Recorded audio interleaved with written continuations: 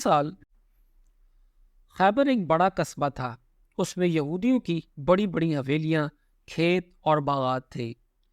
یہ یہودی مسلمانوں کو بہت ستاتے تھے اور اسلام کے خلاف سازشیں کرتے تھے۔ مدینہ منورہ سے خیبر کا فاصلہ 150 کلومیٹر کا ہے۔ حدیبیہ سے تشریف لانے کے بعد حضور اکرم صلی اللہ علیہ وآلہ وسلم ایک ماہ تک یا اس سے کچھ کم مدت تک یعنی ذی الحجہ 6 ہجری کے آخر تک مدینہ ہی میں رہے، اور اس کے بعد رسول اللہ صلی اللہ علیہ وآلہ وسلم خیبر کی طرف روانہ ہوئے۔ رسول اللہ صلی اللہ علیہ وآلہ وسلم نے اپنے صحابہ میں سے صرف ان لوگوں کو چلنے کا حکم فرمایا جو حدیبیہ میں بھی ساتھ تھے۔ جو لوگ حدیبیہ کے سفر میں نہیں گئے تھے انہوں نے بھی چلنے کا ارادہ ظاہر کیا، لیکن آپ صلی اللہ علیہ وآلہ وسلم نے ارشاد فرمایا، میرے ساتھ چلنا ہے تو صرف جہاد کے ارادے سے چلو، مال غنیمت میں سے تمہیں کچھ نہیں ملے گا۔ مدینہ منورہ سے روانہ ہوتے ہوئے رسول اللہ صلی اللہ علیہ وآلہ وسلم نے حضرت صباح بن عرفت رضی اللہ عنہ کو مدینہ منورہ میں اپنا قائم مقام مقرر فرمایا۔ اس غزوہ میں حضرت صلی اللہ علیہ وآلہ وسلم کی ازواج میں سے حضرت ام سلمہ رضی اللہ عنہا بھی ہمراہ تھی۔ اللہ کے رسول صلی اللہ علیہ وآلہ وسلم جب خیبر کے سامنے پہنچے تو یہ صبح کا وقت تھا۔ حضرت عبداللہ بن قیس رضی اللہ عنہ فرماتے ہیں کہ میں رسول اللہ صلی اللہ علیہ وآلہ وسلم کی سواری کے پیچھے پیچھے تھا۔ ایسے میں نے لا حول ولا قوت الا باللہ العلی العظیم پڑھا۔ میرے منہ سے یہ کلمہ سن کر حضور اکرم صلی اللہ علیہ وآلہ وسلم نے ارشاد فرمایا، اے عبداللہ، کیا میں تمہیں ایسا کلمہ نہ بتا دوں جو جنت کے خزانوں میں سے ہے؟ میں نے عرض کیا، اے اللہ کے رسول صلی اللہ علیہ وآلہ وسلم، ضرور بتائیے۔ آپ صلی اللہ علیہ وآلہ وسلم نے ارشاد فرمایا، وہ یہی کلمہ ہے جو تم نے ابھی پڑھا ہے۔ یہ جنت کے خزانوں میں سے ایک خزانہ ہے اور یہ کلمہ اللہ تعالیٰ کو بہت پسند ہے۔ خیبر کے لوگوں نے جب آپ صلی اللہ علیہ وآلہ وسلم اور آپ صلی اللہ علیہ وآلہ وسلم کے لشکر کو دیکھا تو چیختے چلاتے میدانوں اور کھلی جگہوں میں نکل آئے اور پکار اٹھے، محمد صلی اللہ علیہ وآلہ وسلم ایک زبردست لشکر لے کر آ گئے ہیں۔ یہودیوں کی تعداد وہاں تقریباً 10,000 تھی اور وہ یہ سوچ بھی نہیں سکتے تھے کہ مسلمان ان سے مقابلہ کرنے کے لیے نکل کھڑے ہوں گے۔ جب مسلمان جنگ کی تیاری کر رہے تھے تو اس وقت بھی حیران ہو کر کہہ رہے تھے، حیرت ہے، کمال ہے۔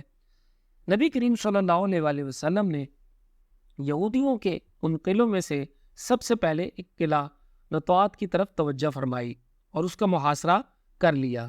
اس مقام پر آپ صلی اللہ علیہ وآلہ وسلم نے ایک مسجد بھی بنوائی۔ حضور اکرم صلی اللہ علیہ وآلہ وسلم جتنے دن خیبر میں رہے اسی مسجد میں نماز عطا فرماتے رہے۔ اس جنگ کے موقع پر آپ صلی اللہ علیہ وآلہ وسلم نے 2 زریں پہن رکھی تھی اور گھوڑے پر سوار تھے۔ رسول اللہ صلی اللہ علیہ وآلہ وسلم کے گھوڑے کا نام ضرب تھا۔ آپ صلی اللہ علیہ وآلہ وسلم کے ہاتھوں میں نیزہ اور ڈھال بھی تھی۔ آپ صلی اللہ علیہ وآلہ وسلم نے اپنے ایک صحابی کو پرچم دیا، وہ پرچم اٹھائے آگے بڑھے۔ انہوں نے زبردست جنگ کی لیکن ناکام لوٹ آئے۔ آپ صلی اللہ علیہ وآلہ وسلم نے پرچم ایک دوسرے صحابی کو دیا، وہ بھی ناکام لوٹ آئے۔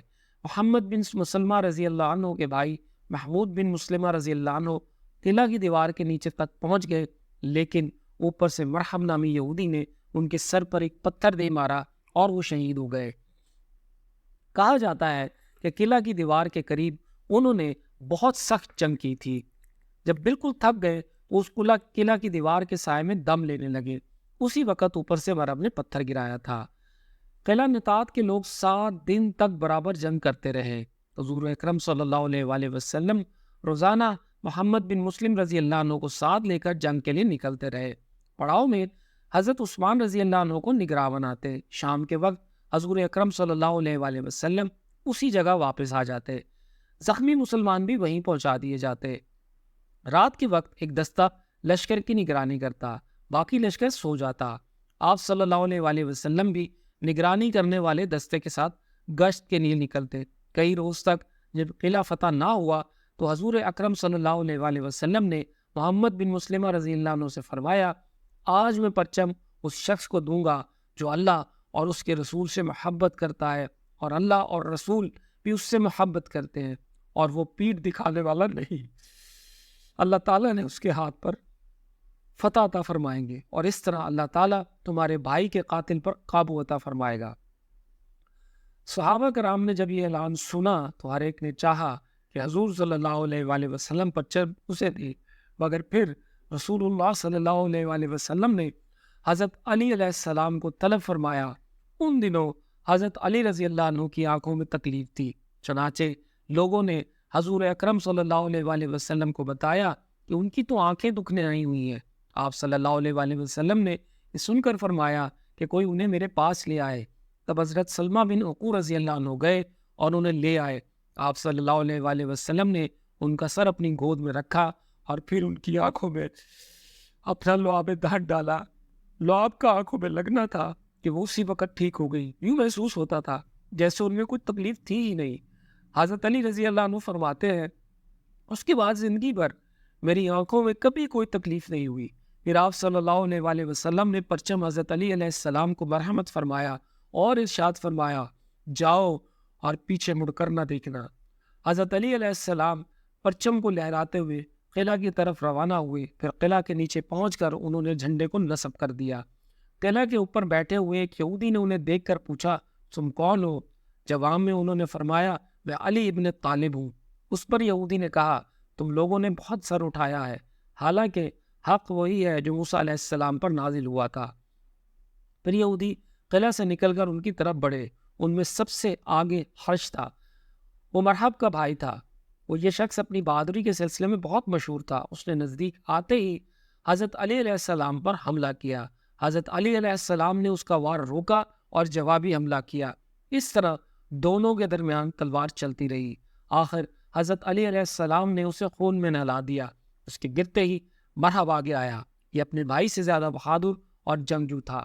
آتے ہی اس نے زبردست حملہ کیا۔ حضرت علی علیہ السلام نے پر تلوار کا وار کیا۔ حضرت علی علیہ السلام نے اس کی تلوار کو اپنی ڈھال پر روکا۔ حملہ اس قدر سخت تھا کہ ڈھال ان کے ہاتھ سے نکل کر دور جا گری۔ مرحب اس وقت 2 زرے پہنے ہوئے تھا، 2 تلواریں لگا رکھی تھی اور امامے بھی 2 پہن رکھے تھے۔ ان کے اوپر خود پہن رکھا تھا۔ دیکھنے کے لیے خود میں آنکھوں کی جگہ 2 سوراخ کر رکھے تھے۔ اس کے ہاتھ میں نیزہ تھا، اس میں 3 پھل لگے تھے۔ اب حضرت علی علیہ السلام نے اس پر وار کیا اور ان کی تلوار اسے کاٹتی چلی گئی۔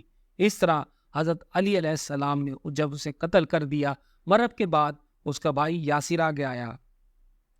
وہ آگے آ کر للکارا کون ہے جو میرے مقابلے میں آئے؟ حضرت زبیر بن عوام رضی اللہ عنہ مسلمانوں کی طرف سے آگے آئے اور اسے ٹھکانے لگا دیا۔ خیبر کی جنگ ہو رہی تھی کہ ایک شخص آپ صلی اللہ علیہ وآلہ وسلم کی خدمت میں حاضر ہوا۔ اس کا نام اسود رائی تھا۔ وہ یہودی تھا، ایک شخص کا غلام تھا۔ اس کی بکریاں چراتا ہوا اس طرف آ گیا تھا۔ اس نے کہا اے اللہ کے رسول صلی اللہ علیہ وآلہ وسلم مجھے اسلام کے بارے میں بتائیے۔ رسول اللہ صلی اللہ علیہ وآلہ وسلم نے مختصر طور پر اسلام کی خوبیاں بیان فرمائی اور اسے اسلام قبول کرنے کی دعوت دی۔ اس نے فوراً کلمہ پڑھ لیا۔ اس کے بعد ہی اسود رائی رضی اللہ عنہ تلوار لے کر مسلمانوں کے ساتھ قلعہ کی طرف بڑھے اور جنگ کرتے ہوئے شہید ہو گئے۔ جب ان کی لاش آپ صلی اللہ علیہ وآلہ وسلم کے سامنے لائی گئی تو آپ صلی اللہ علیہ وآلہ وسلم نے ارشاد فرمایا اللہ تعالیٰ نے اس غلام کو بلند مرتبہ عطا فرمایا ہے۔ اسود رضی اللہ عنہ کس قدر خوش قسمت تھے، نہ کوئی نماز پڑھی، نہ روزہ رکھا، نہ حج کیا، لیکن پھر بھی جنت حاصل کرنے میں کامیاب ہو گئے۔ آخر یہ قلعہ فتح ہو گیا۔ اس قلعے کے محاصرے کے دوران مسلمانوں کو کھانے کی تنگی ہو گئی، وہ بھوک سے بے حال ہونے لگے۔ لوگوں نے اس تنگی کے بارے میں آپ صلی اللہ علیہ وآلہ وسلم سے ذکر کیا۔